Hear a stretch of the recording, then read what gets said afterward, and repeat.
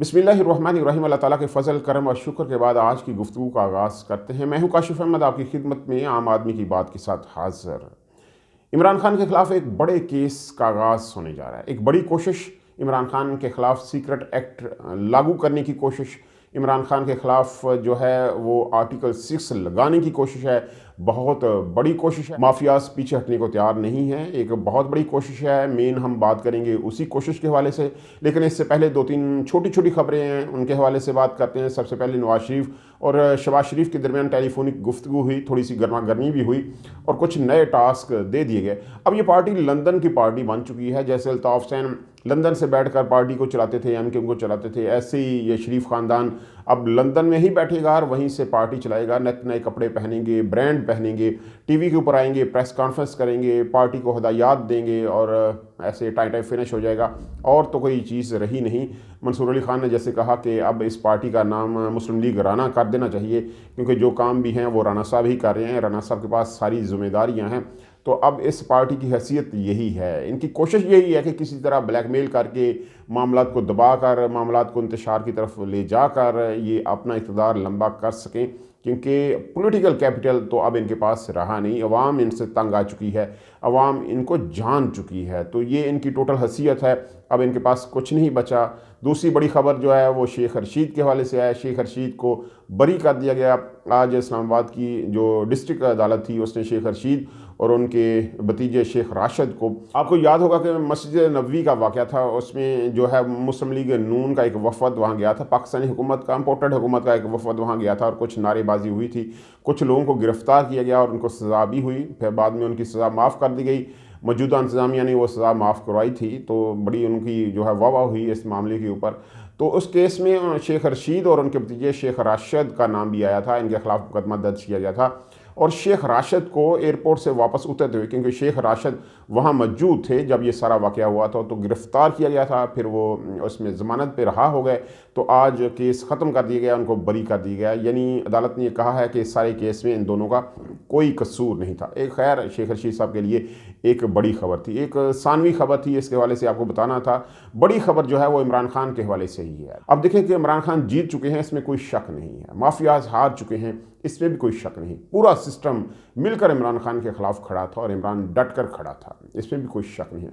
उसने बता दिया कि जो लोग निडर होते हैं, जिन लोगों ने कोई कसूर नहीं किया होता, जो लोग पैसा कमाने के लिए सियासत में नहीं आते, वो किसी से डरते नहीं हैं, दबते नहीं हैं। क्या क्या नहीं हुआ इमरान खान के खिलाफ, क्या क्या नहीं किया इन्होंने इमरान खान के खिलाफ, लेकिन वो बद्दा पाकिस्तान से भागा नहीं, पाकिस्तान में ही रहा, डट कर खड़ा रहा इन माफियाज के खिलाफ। उसने अपने आप को साबित कर दिया कि वो निडर है और आज पाकिस्तानी अवाम ने साबित कर दिया कि वो इमरान खान के साथ खड़े हैं। गिलगित से लेकर आज़ाद कश्मीर तक और पंजाब के अंदर होने वाली ज़िमनी इलेक्शन तक, अब जिस मर्जी इलेक्शन को देख लें, वहाँ लोगों ने ये साबित कर दिया कि वो इमरान खान के साथ खड़े हैं। फिर रजीम चेंज ऑपरेशन हुआ, उसमें भी अवाम ने साबित किया कि वो इमरान खान के साथ हैं। रजीम चेंज ऑपरेशन में जो नून लीग है और उनकी जो इम्पोर्टेड हुकूमत है और उनके जो मीडिया सेल्स हैं, उन्होंने इमरान खान के ऊपर एक एलिगेशन लगाने की कोशिश की। साइफ़र के मामले में सारा इशू हुआ था, इमरान खान ने साइफ़र के मामले में बहुत सारी बातें की थी।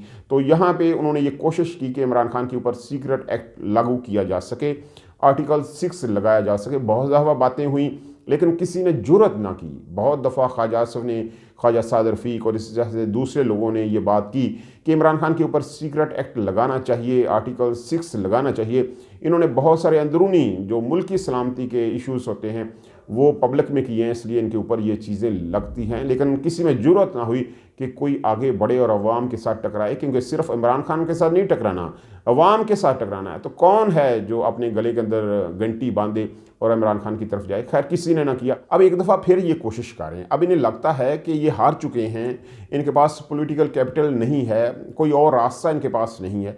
फिर ये कोशिश कर रहे हैं। इनका मनपसंद चैनल जियो न्यूज़, जियो जंग और ये नेटवर्क इनका पूरा है, वो इसी काम के ऊपर लगा हुआ है, इनके साथ है, क्योंकि ये ज़ाहिर बात है, उनको पैसे देते हैं, मफाद का काम है। जो उनके जो मीर शकील रहमान है वो कह चुके हैं, मैं तो बिज़नेस करता हूँ, सहाफ़त मेरे लिए कोई ईमानदारी का तगवा नहीं है, मैं बिज़नेस करता हूँ और बिज़नेस में हर चीज़ जायज़ होती है। तो उसने फिर एक दफ़ा इनका साथ दिया है। एक कॉलम छपा है, मज़हर बरलास साहब हैं, आम से सहाफ़ी हैं, उन्होंने जंग न्यूज़ में आज एक कॉलम लिखा, बात चल निकली तो। ये कॉलम बेसिकली इमरान खान के ऊपर सीक्रेट एक्ट लगाने की एक कोशिश है। इस कॉलम का आगाज़ वो इसी तरह करते हैं, ऐसे ही लगता है जैसे वो इमरान खान के हमायती हैं। पूरा जो इब्तदाइया है वो ऐसे ही है जैसे वो ये कॉलम जो है वो इमरान खान की हमायत में लिख रहे हैं। लेकिन मकसद ये है लोगों को उबारना इस चीज़ के ऊपर कि इमरान खान कितने ख़तरनाक हैं और कितनी अंदरूनी बातें वो बाहर बताते रहे हैं, इसलिए इमरान खान के ऊपर सीक्रेट एक्ट लगना चाहिए। ये एक तरीका होता है बात का। कॉलम उन्होंने इमरान खान की तारीफ़ में लिखा है, पूरे का पूरा कॉलम अगर आप पढ़ें तो आपको ऐसे ही लगेगा कि इमरान खान एक हीरो हैं। जो काम उन्होंने किया वो बहुत अजीम काम था, लेकिन इस कॉलम का मकसद सिर्फ़ और सिर्फ इमरान खान के ऊपर सीक्रेट एक्ट लगवाना है। ये कॉलम जंग अखबार में पब्लिश हो चुका है, लेकिन जो उनके कॉमर्स का सफ़ा है यानी नेट के ऊपर वो कॉलम है, वहाँ से इस कॉलम को कुछ देर रखने के बाद उन्होंने उड़ा दिया है, इसका लिंक वहाँ से ख़त्म कर दिया है। ये कॉलम वहाँ मौजूद नहीं है। जो लोग मीडिया के ऊपर जाकर उसको देखना चाहते हैं, पढ़ना चाहते हैं, वो नहीं पढ़ पाएंगे। उनके लिए उनको ज़रूरी है कि वो अखबार लें। अखबार में आज ये कॉलम पब्लिश हुआ है, वहाँ से आप पढ़ सकते हैं। बात चल निकली तो शुरू में इस कॉलम में वो बाजवा साहब के हवाले से इमरान खान के ऊपर प्रेशर डालना बताते हैं कि कैसे बाजवा साहब ने इमरान खान को कायल करने की कोशिश की, प्रेशर डाला कि इमरान खान जो हैं वो इसराइल को तस्लीम करें, कितना प्रेशर था और इमरान खान ने कैसे इनकार किया। जैसा कि मैंने पहले आपको बताया कि इस कॉलम में दिखाया यही गया है कि इमरान खान एक हीरो हैं, उन्होंने बहुत अच्छा काम किया। लेकिन मकसद क्या है वो आपको जहन में रखना होगा कि इस कॉलम का मकसद यही है कि इमरान खान के ऊपर सीक्रेट एक्ट लागू किया जाए, आर्टिकल 6 लगाया जा सके, इमरान खान को दबाव में लाया जा सके। इस पूरे कॉलम के अंदर आगे चलकर वो एक मुलाकात का अहवाल बयान करते हैं। ये पर्सन टू पर्सन मुलाकात है, जो अहवाल है वो भी पर्सन टू पर्सन है। मज़हर बरलास साहब कहते हैं कि ये सारी चीज़ें मुझे इमरान खान ने खुद बताई हैं। जो मुलाकात हुई वो भी गाड़ी के अंदर मुलाकात है और पर्सन टू पर्सन है, वहाँ कोई और बंदा नहीं है। दो बंदे हैं, एक इमरान खान है और दूसरे बंदे कौन है? मोहम्मद बिन सलमान, MBS जिसको कहते हैं, एक ताकतवर शख्स है। इस वक्त पाकिस्तान के लिए कितना ज़रूरी है सब लोग जानते हैं। इस वक्त उसकी क्या हैसियत है, कैसे पाकिस्तान बकारियों की तरह उसके दरवाजे के ऊपर गया हुआ है, पैसे मांग रहा है, सब जानते हैं। तो इस वक्त जब आर्मी चीफ जो हैं वो सऊदी अरब के दौरे के ऊपर हैं, ये कॉलम पब्लिश होना आप जानते हैं कि क्या इसकी अहमियत हो सकती है, इसके आस्पेक्ट क्या होंगे, इसके आफ्टर फैक्ट्स क्या होंगे, ये सारी चीज़ें आपको जहन में रखनी होगी। मज़हर बरलास साहब कहते हैं कि मुझे इमरान खान ने बताया कि जब मैंने सऊदी अरब का दौरा किया तो मोहम्मद बिन सलमान मुझे एक गाड़ी में ले गए और जद्दा रियाज की सड़कों के ऊपर हम 45 मिनट सफ़र करते रहे, अकेले घूमते रहे। तो मैंने पूछा खान साहब कोई बात भी हुई होगी उस मुलाकात के अंदर, गाड़ी में बैठे हुए थे तो कोई बात तो हुई होगी, बताएं वो। तो मुझे इमरान खान साहब ने बताया कि मुझे मोहम्मद बिन सलमान ने कहा कि मैं ईरान के ऊपर हमला करना चाहता हूँ, आप मेरा साथ दें। तो इमरान खान ने कहा नहीं, मैं ये काम नहीं कर सकता मोहम्मद बिन सलमान, मैं ये काम नहीं कर सकता, पाकिस्तान ये काम कभी नहीं करेगा, क्योंकि इस्लामी मुल्क है ईरान, हमारा ब्रदर मुल्क है, हम उसके ख़िलाफ़ नहीं जा सकते।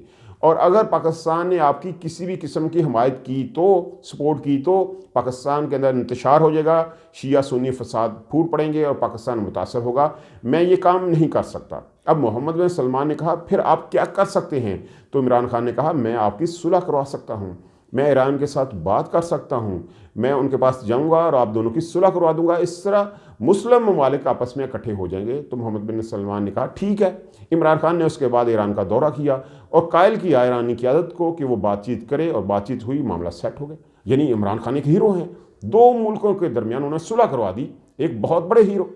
ये मकसद नहीं है, मज़हर बरलास साहब का मकसद ये नहीं है, इमरान खान को हीरो बनाना नहीं है। कॉलम के अंदर इमरान खान को हीरो बनाया गया है, लेकिन असल मकसद ये नहीं है मज़हर बरलास साहब का। उनका मकसद ये है कि इमरान खान ने एक बहुत बड़ी गलती की है। दो स्टेट पर्सन्स के दरमियान जो गुफ्तगू हो रही है उसके ऊपर सीक्रेट एक्ट लगता है।